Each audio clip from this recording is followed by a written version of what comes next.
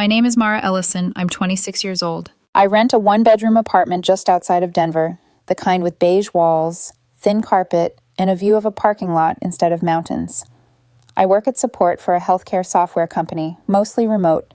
It's not glamorous, not what I daydreamed about when I was a kid, but it pays the bills, and more importantly, it keeps me at a safe distance from my family. I used to think we'd made peace. Now I know I was just far enough away not to see the cracks. This whole thing started less than a month ago, mid-March. I was at my parents' house for dinner, something I did every couple of weeks out of habit more than desire. The house looked the same as always. Mom's seasonal wreath on the door, Dad's dented SUV in the driveway, Emma's shoes kicked off in the hall, like she lived in a magazine that didn't have consequences. Emma is 25 and still lives at home. Everyone always says it's just until she figures things out. But the truth is, my little sister has never been asked to figure anything out. She's not spoiled in an obvious reality show way. It's subtler. She doesn't get every little thing she wants, just everything that matters. Rent, car, trips, grace. When I stepped into the dining room, Mom was already in full presentation mode. She had printed brochures spread across the table, actual glossy brochures like it was 1998. A cabin resort in Aspen. Rustic beams, stone fireplaces, string lights hanging over a hot tub on a deck that overlooked a valley of pines. "Look at this one," she said, tapping a photo of a couple on horseback. "And there's hiking, and they have these guided stargazing nights. Can you imagine? No phones, no emails, just us and nature." She said us like I was included. Dad nodded, spearing a piece of meatloaf. "They've got a package deal for 4, he added. "Cabin sleeps 4, meals included, the works. We got in just before the busy season prices." Emma was scrolling on her phone, half listening, giving little mm-hms whenever Mom looked at her like a cue. I sat down, poured myself some water, and listened to them talk about trail maps and horse riding times and whether Emma would need new boots. I chewed slowly, watching the pictures on the brochure blur together. At some point, almost casually, I said, "That sounds amazing. Could I come?" 3 words. Could I come? The room shifted. Mom's expression flickered. For a split second, her face was completely blank. Then she pasted on a sympathetic little smile, the same one she used when she sent me articles about how expensive apartments are these days. "Oh, honey," she said gently, "we didn't think you'd be interested." Interested in what? Spending time with my family? But I didn't say that. Dad jumped in, too quickly. "Cabin only sleeps 4, he said. "And things are tight this year. Taxes, you know. We just didn't want you to feel pressured to pay your own way. Rent and everything. It's a lot." He said it like they were doing me a kindness, like excluding me was an act of generosity. I swallowed my bite of food. It felt like it stuck in my throat. "I can pay for myself," I said, keeping my voice even. "I haven't had a vacation in years." Mom shook her head quickly. No, we don't want that. Really. Besides, it's already booked, and the beds are set up as 2 rooms. It would be awkward to change it now." Emma finally glanced up, as if on cue. "Yeah, it's kind of like set," she murmured. Then, as if reading from a script, she added, "Maybe next time, Mara."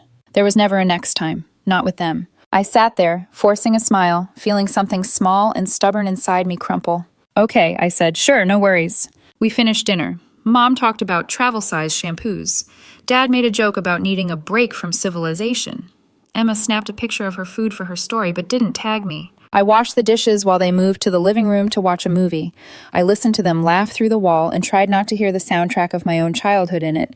Emma with a new bike, me with hand-me-downs. Emma skipping chores because she's stressed, me being told I was more mature and could handle more. On my drive back to my apartment, the city lights blurred into one long smear. I kept thinking, maybe it really is about the money. Maybe they're trying to protect me. Maybe I'm overreacting. I told myself a dozen maybes until I reached my building, and none of them felt right. But I didn't say anything. Not to them, not to anyone. I went back to work the next day, sat through video calls, reset passwords for strangers, and tried to file the whole thing under things that hurt, but not enough to fight about.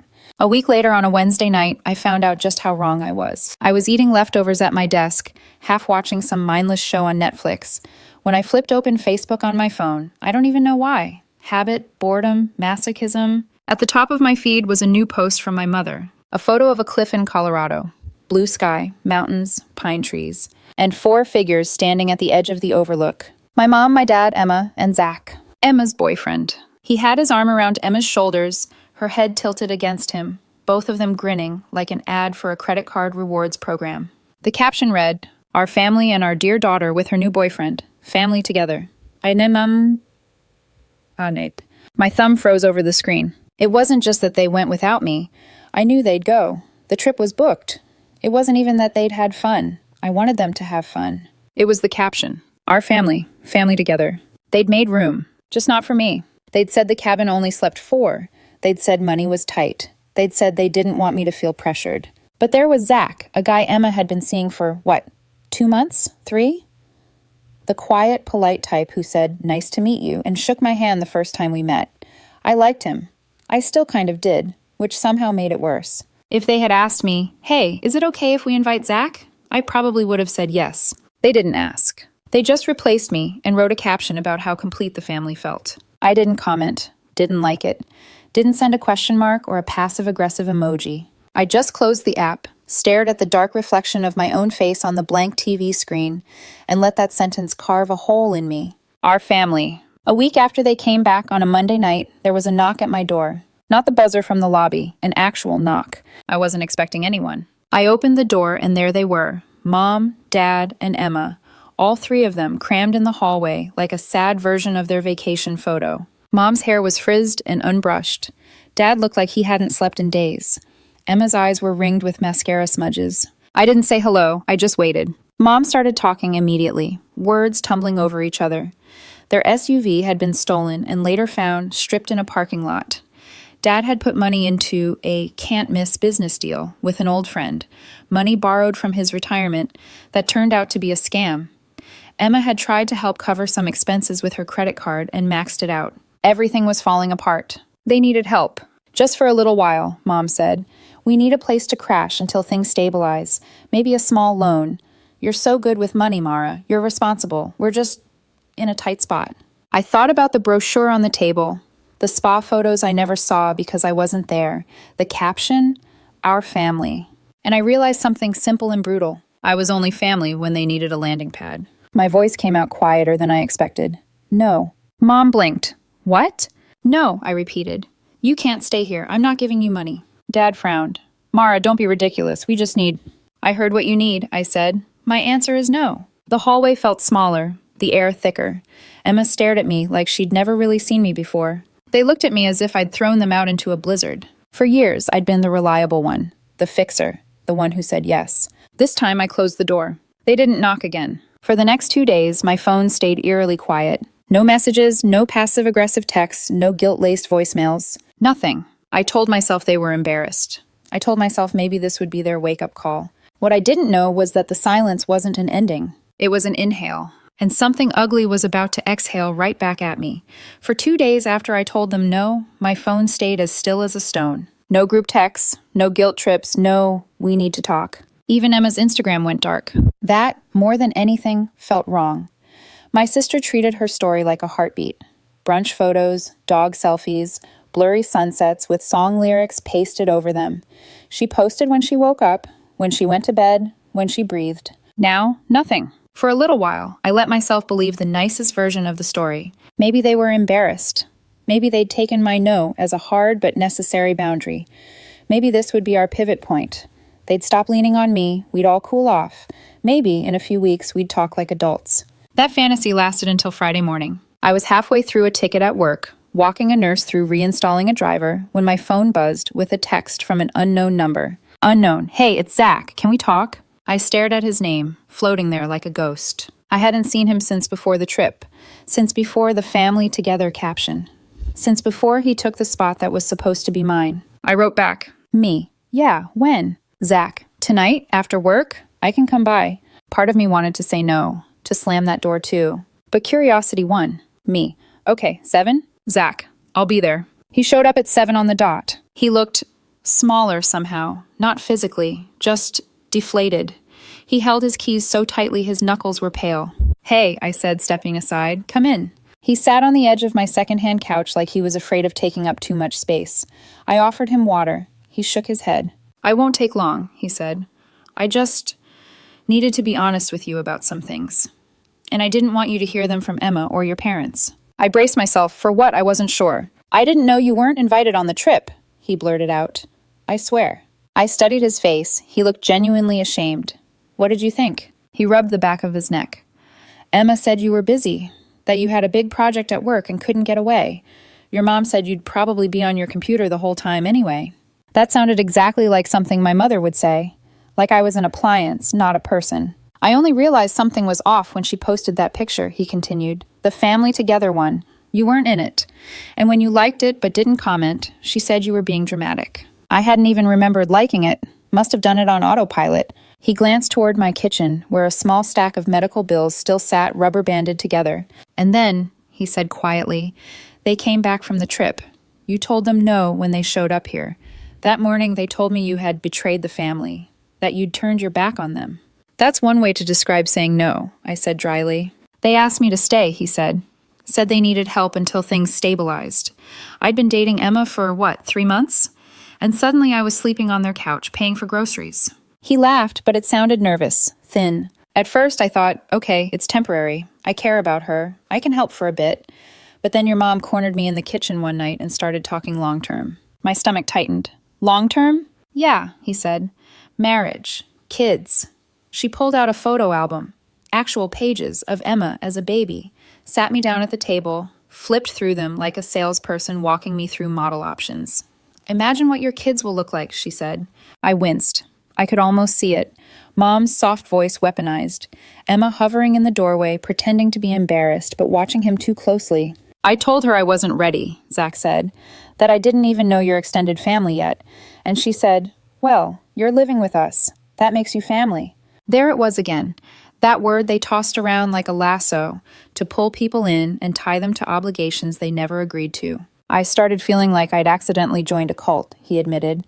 Everything was about them, their emergencies, their plans, and any time I brought up boundaries, Emma cried, and your mom looked at me like I'd kicked a puppy. He finally looked up at me. So I left. This morning, I broke up with Emma, packed a bag, and got out. I'm staying with a friend. Guilt, sharp and unexpected, pricked at me. I hadn't signed him up for this, but still. He'd been pulled into orbit around the same star that burned me. I'm sorry, I said quietly. You didn't deserve that. He shook his head. I'm telling you this because I get it now. I didn't understand why you told them no. Now I do. He stood, shoved his hands in his pockets. I just didn't want you thinking I was part of replacing you. I didn't know, and I'm sorry for going on that trip. I believed him, which somehow made my family's choices feel even worse. After he left, the apartment felt different, like his confession had rearranged the furniture in my head. It confirmed what I already suspected. They weren't devastated that I'd cut them off. They were desperate to find another version of me, another resource, another lifeline. And when one bailed, they would look for the next. Sunday morning, my phone lit up with a call from an unknown number. I let it go to voicemail. Later, curled up in bed with my laptop and a cup of tea I could barely lift, I hit play. Hello, Mara, it's your father. His tone was icy. No preamble. No, how are you feeling? No acknowledgement that the last time he'd seen me, I'd been standing in a hospital nightgown body with the door half closed. You've made your choice, he said. We'll do things without you. Click, message over. I stared at my phone, then laughed, once, in disbelief. We'll do things without you. As if that wasn't the point. I deleted the message. Thought that might be the end of it. It wasn't. On Monday, I decided to do something radically normal. Go to the store. I shuffled into jeans, pulled on a sweatshirt carefully over my still healing shoulder, grabbed my keys, and headed down to the parking lot. From a distance, my car looked fine. Ordinary. Then I got closer. The words hit me before I even registered what I was looking at. Scrawled across my windshield, in thick, greasy streaks of what looked like oil or black paint. Family doesn't leave family. All caps. Letters uneven but furious. My keys slipped from my fingers. For a second, all I could hear was the soft hum of the highway in the distance, and my own heartbeat banging in my ears. Someone had come here, found my car, stood in the open and written that while neighbors watched TV or cooked dinner. I looked around the lot. No one was staring. No one leaned out of their balcony. No cameras that I could see. Just sun bouncing off windshields and the faint smell of asphalt. I took a photo. 3, actually. Different angles. Then I called the non-emergency police line. An officer came, took a report, made all the right sympathetic noises. Said they'd check if any nearby businesses had cameras. I nodded. We both knew nothing would come of it. Vandalism is low priority. especially when the suspect pool is technically family. Back upstairs, I emailed the photos to myself and dropped them into a folder on my desktop.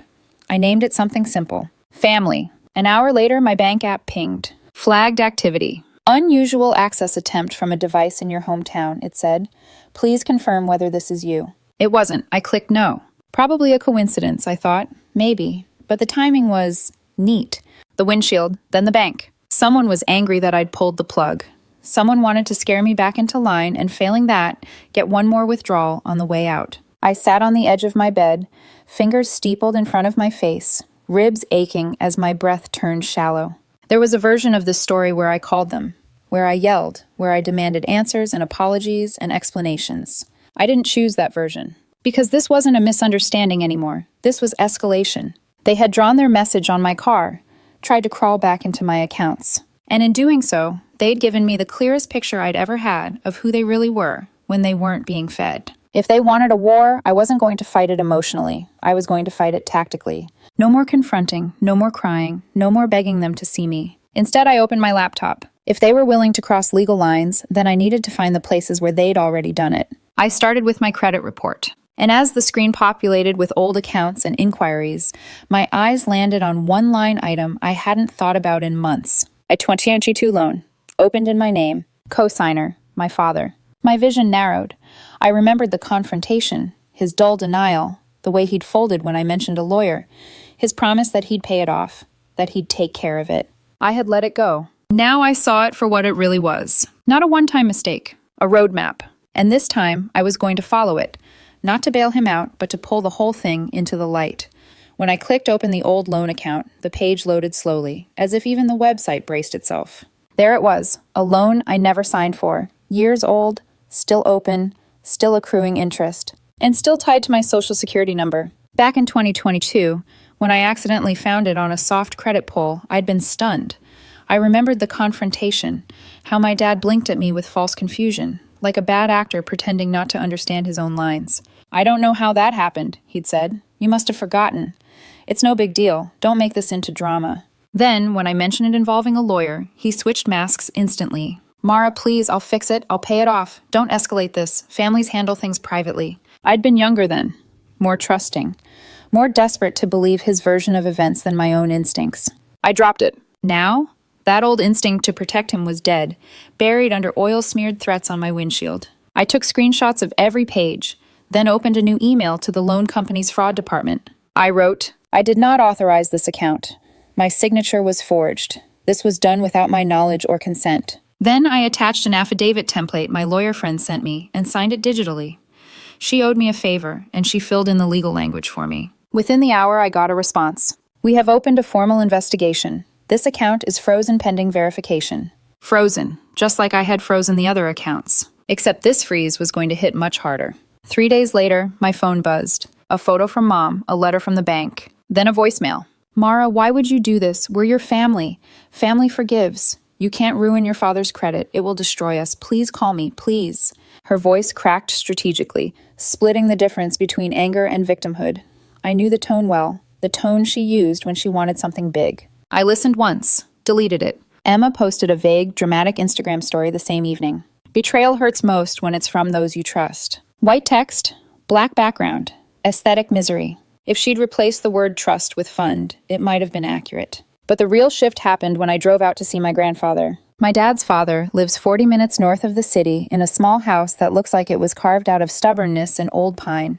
A sagging porch, a wooden wind chime, a ceramic mug that always seems to be filled with black coffee no matter the hour. He opened the door before I knocked, gave me a long, assessing look.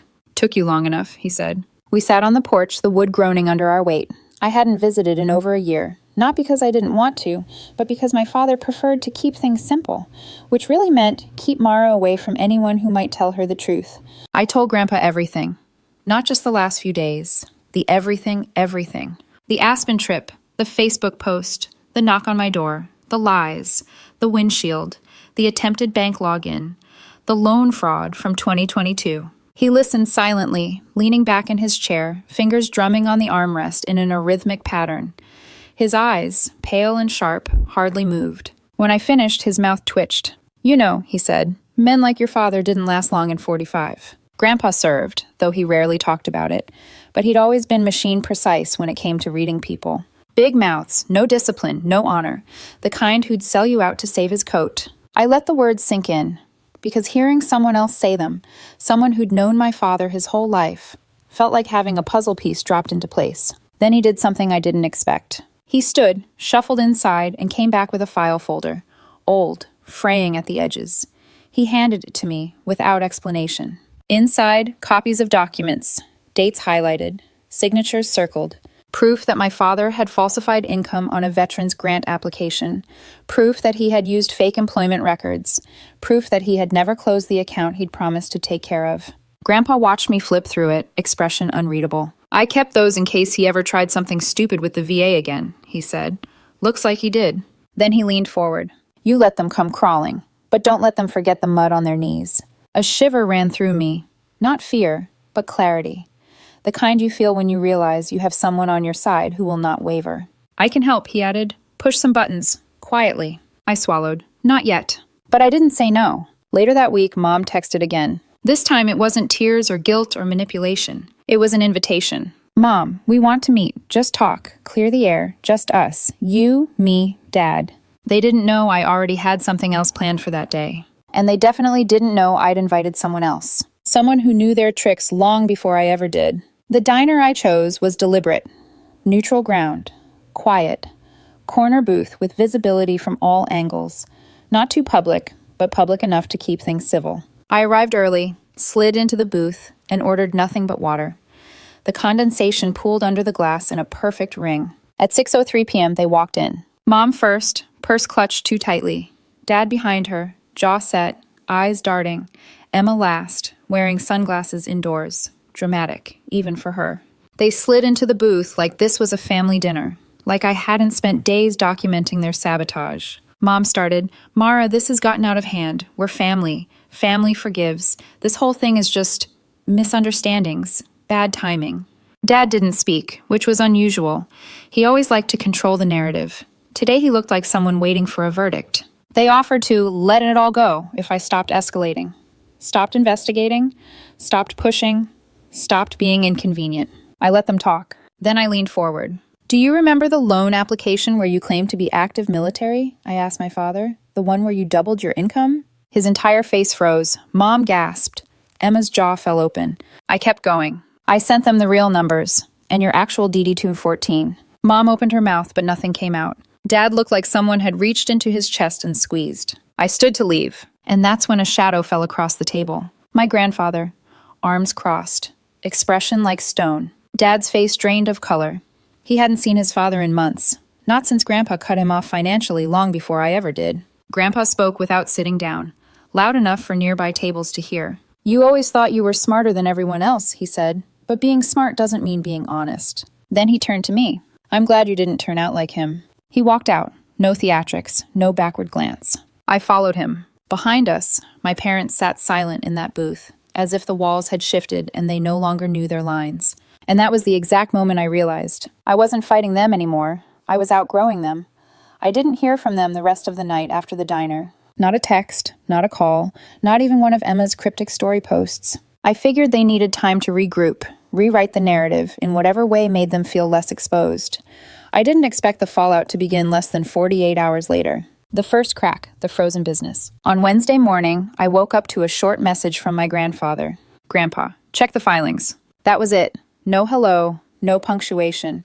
I knew exactly which filings he meant. I pulled up the state business registry and typed in my father's LLC, the new property management company he'd been bragging about starting, the one he insisted would finally put him on the map. A red banner covered the page. Application suspended. Pending review. Discrepancies detected in zoning and income documentation. They hadn't even made it to the permit stage. The city froze the entire application. I sat back and let the satisfaction wash over me. Not joy, not vengeance, but validation. They had played with lies for years. Now the lies were finally playing back. The second crack, community whispers. The next blow came from the least threatening place imaginable, the local business council. My father had spent years trying to climb his way into that group, volunteering, networking, acting like he was the unofficial mayor of every charity event.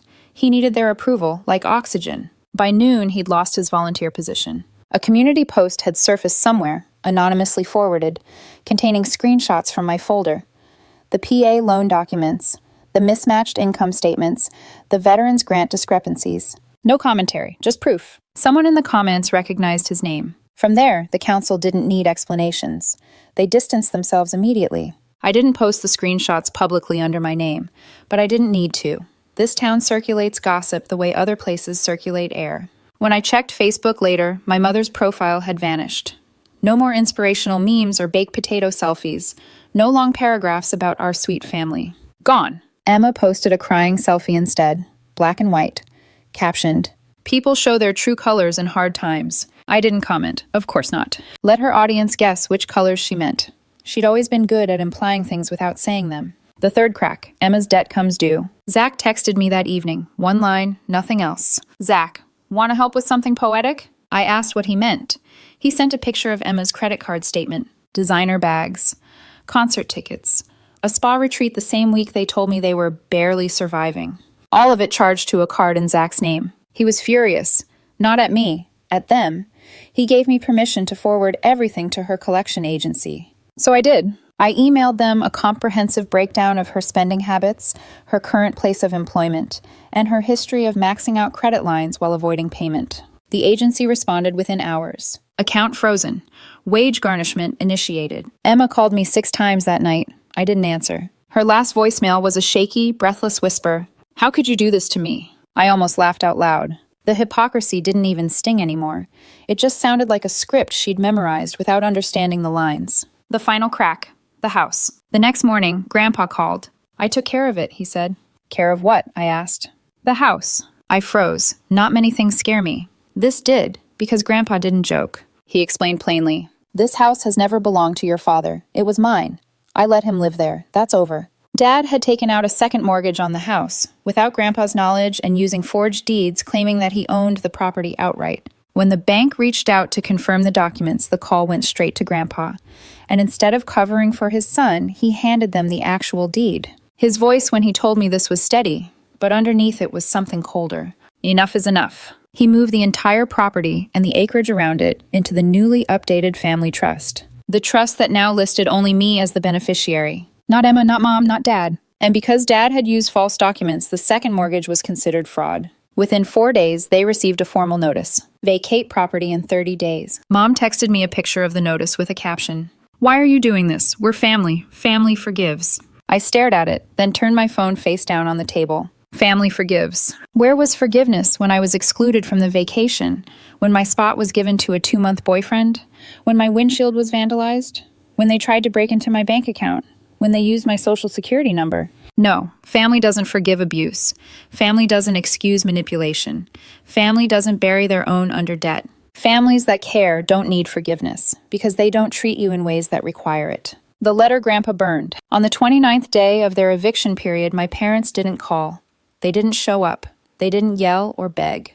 They left a letter in Grandpa's mailbox. I never saw it. He burned it in the fire pit behind his house. "Why?" I asked him. He shrugged. "Your father spent 30 years writing apologies he didn't mean. I don't need to read another." I didn't press him. Some endings don't need details. Just flames. Seeing the truth. The full truth. After the eviction, Dad tried to start a consulting gig with an old friend.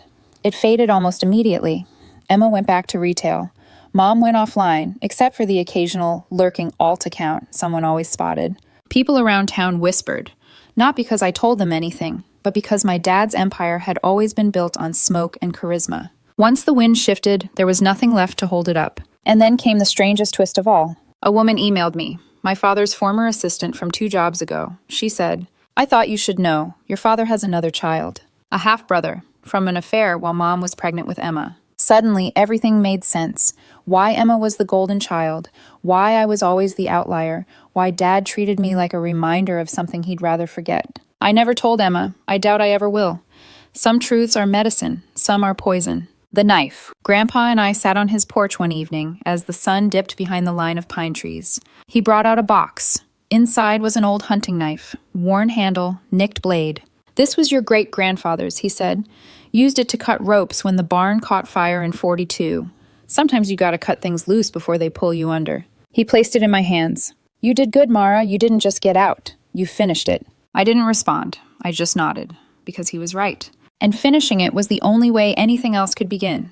The weeks after the eviction felt strangely quiet, like the world had hit a reset button I didn't ask for but desperately needed. My parents and Emma moved into a rental on the outskirts of town, an aging beige house with peeling paint and an overgrown yard. Someone else told me that, not them. My family, the same people who once filled my phone with demands and subtle guilt, now reached me only through secondhand whispers. And honestly, I preferred it that way. I visited Grandpa every Sunday. We'd sit on his porch, him with black coffee, me with tea, and listen to the wind sweep over the fields. Sometimes he talked. Sometimes neither of us did. Silence can be comforting when it isn't used as punishment. One Sunday, he brought out a wooden box. Inside was that old hunting knife he'd shown me earlier, the blade my great-grandfather used during a barn fire in 1942. He placed it gently on my lap. "You keep this," he said, "not because you'll need it, but because you already understand what it means." I traced the handle with my thumb. Cutting ropes before they pull you under? Grandpa smirked. You're too smart for your own good sometimes. But yes. I didn't realize until that moment how much I'd needed someone older, wiser, blood-related, but not manipulative, to tell me I'd done the right thing. The monthly email. My father had always been predictable in one way. When backed into a corner, he'd try to maneuver back into control with a mixture of remorse and resentment, painted over with politeness. He didn't disappoint. A little over a month after the eviction, I got the first email. Not from his main address, one of the clean ones he used when he wanted to pretend he was starting fresh. The subject line was empty. The body read, "I hope one day you understand what you've done. Families go through things. But to do this, to us, I don't know how you sleep at night. Still, I miss you. Dad." I didn't respond. Not out of anger, but because there was nothing left to say. The man who ignored me for months, who used my credit without consent, who vandalized my car, who threatened legal action when I stopped financially supporting him, wanted me to understand what I'd done? No, he could live with his confusion. I had spent years living with mine. The land and the cabin. 2 months later, I received a surprising email from a real estate lawyer in another state. The subject line caught my attention. Urgent. Land use inquiry, overlapping zoning. At first, I thought it was spam. Then I read the message. My father, apparently, had purchased remote land outside of town through a shell LLC, a scraggly parcel of trees and dirt, so isolated it didn't even show up on basic maps. He'd quietly submitted blueprints for an off-grid cabin, solar panels, rainwater collection, a wood-burning stove. No address listed, no contact information beyond a burner email. If I didn't know better, I'd have thought he was trying to disappear. But I did know better. He wasn't disappearing. He was hiding, waiting us out, waiting for a crack, an opening, a chance to come back when the smoke cleared. The lawyer only found my name because of an overlap in family-deeded land. Grandpa's old property, the land my father had conveniently forgotten, wasn't his. Part of me wondered whether I should tell Grandpa. I didn't have to. One evening, Grandpa called me over. He opened the door with a small knowing nod. "Your father has been snooping around the assessor's office, he said, asking about boundary shifts, building permits, whispering to whoever would listen, trying to redraw things quietly." I froze. "So you know." "I knew before he did," Grandpa said, "and I knew exactly why." He walked to a drawer, pulled out a sealed envelope, and handed it to me. Inside was a deed. Not to our land. To the parcel right next to the one my father bought. Grandpa had bought it a week earlier, through a different LLC, under a different name. If my father thought he could slither into the mountains like a ghost and rebuild his little world from the shadows, he'd now have to look directly at Grandpa's property line every time he stepped outside. Grandpa's grin was wicked. "If he wants to disappear into the woods," he said, "let him do it where I can keep an eye on his foolishness." I didn't know whether to laugh or cry. Maybe both. The half-brother. The next twist came from a woman I had never met, a former assistant from my father's car dealership days. She emailed saying she'd seen what happened with the eviction and the family trust, and thought I needed to know something. My father had another child, a boy, born while my mother was pregnant with Emma, a half-brother I had never known existed. I stared at the message for a long time. My stomach felt hollow. Suddenly, the uneven way my father treated me and Emma made sense. Why Emma was the golden child. Why I was barely tolerated unless I was useful. Why there was always something cold in his eyes when he looked at me, like I reminded him of a mistake he never paid for. It didn't excuse anything, but it explained everything. I didn't tell Emma. I don't know if I ever will. Some truths don't set you free. Some just break you. The ending I chose. I didn't seek revenge. I didn't go back to the house to watch them move out. I didn't confront them about the land, the fraud, the windshield, or the lies. I cut the ropes. All of them. Not to punish them, but to save myself. One afternoon, sitting on Grandpa's porch, he handed me the hunting knife again. "You're done," he said. It wasn't a question. It was a blessing, a benediction, a release. He looked out at the property line, our land now, not my father's, and gave a small nod. "You did what needed doing, Mara. Not for spite, for survival." I sipped my tea, breathing in the cold air. In the distance, pine branches swayed. The horizon looked wider than it had in years. My father still sends the occasional email, part bitterness, part apology, part manipulation. I don't open them anymore. Emma has blocked me on everything. Mom pretends none of it happened, rewriting our history as tragedy instead of consequence. Let them. I'm done playing archivist to their delusions. The truth doesn't need to be believed to be true. As for me, I live quietly. I work. I sleep without dread. I wake without guilt. Sometimes silence feels better than reconciliation ever could.